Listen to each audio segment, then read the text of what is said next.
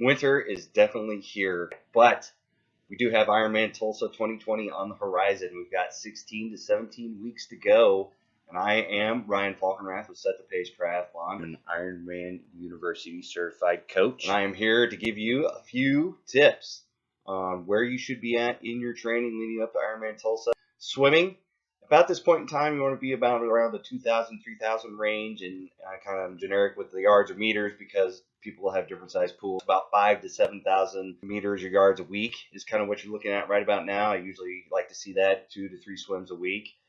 Be really working on that sighting because you're going to be in a lake swim. The water's going to be probably a little bit murky, so you want to be able to be efficient when you're looking up, trying to find the buoys and doing your sighting and your turns. Now's also a good time to be working on, are you going to use a wetsuit? Are you going to use no sleeves? Are you going to do full sleeves? What are you going to do? Now's the time to be figuring that out so you can make sure you got all your gear on order and you're out there practicing with it when the weather gets nice enough to go outside and do works. Biking, you want to be looking at doing your power work. You're going to be able to spend probably a good amount of time down in the aero position and just working on a power setting or a perceived rate of exertion effort level. So now's the time to really work on those sets to really develop the bike strength because there's no real steep mountainous climbs. There's going to be slow, long grade climbs. So you need to be able to handle that with working on your power sets right now.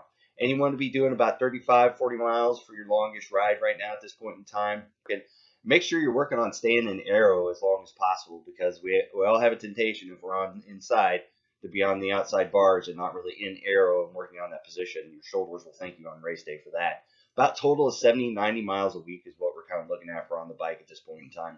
For running, I like to see you nail those zone 2 workouts. So those long zone 2 runs where you're keeping your heart rate in zone 2, you're really working on that aerobic base, you're working on that fitness level, and you're working on that muscular endurance to do that nice scenic river walk run. You also want to do maybe incorporate some short, peppy off the bike runs. So if you have access, if you're doing your indoor riding and you have access to a treadmill, you can immediately hop off afterwards, or maybe the weather's nice enough that you can at least go outside to do a quick little run, 1 to 2 miles after a couple bike workouts a week. Get you in a good spot to be able to handle that transition from the bike to the run. I'd like to see about, at this point in time, 9 to 11 miles for your long run, 15, 20 miles total. And don't forget strength work.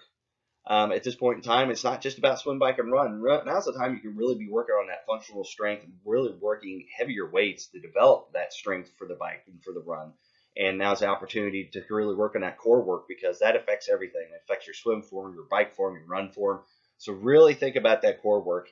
And then flexibility too. So make sure you're incorporating good stretching, dynamic stretching before workouts, and static stretching after workouts. That's it.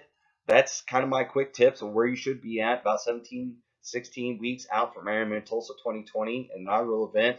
I will see you guys out there. I'm part of the event team, and I'll be racing out there with you. So see you there.